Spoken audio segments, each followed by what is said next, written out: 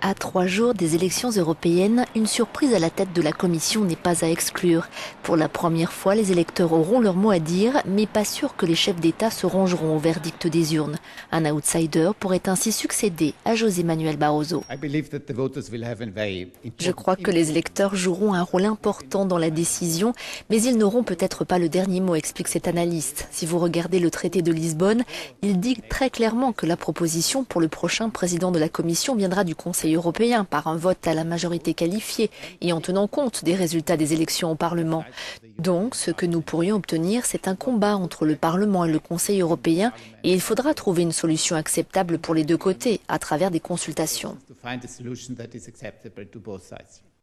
Pour les 5 candidats présentés par les grandes familles politiques européennes, le choix doit se faire entre eux, le président de la Commission qui doit recueillir la majorité au Parlement et une majorité qualifiée au Conseil. Il ou elle est un personnage politique important. La Commission exerce son droit d'initiative législative, ce qui constitue un exercice politique. Dans le même temps, la Commission, à bien des égards, est plus un arbitre qu'un chef d'équipe.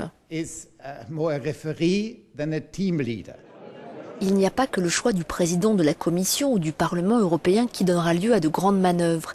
D'autres postes sont à pourvoir. La présidence du Conseil, aujourd'hui tenue par Herman Van Rompuy, la fonction de haut représentant aux affaires étrangères, aujourd'hui Catherine Ashton, et dans un futur proche, une présidence permanente de l'Eurogroupe. Le président de la Commission est en fait un personnage très puissant, mais il est crucial qu'il ne soit pas seulement la créature du Parlement européen. Il est également responsable devant le Conseil européen. Ils doivent travailler en étroite collaboration. Parce que nous avons vu au cours des 10 dernières années que c'est le Conseil, les chefs d'État et de gouvernement, qui prennent les grandes décisions.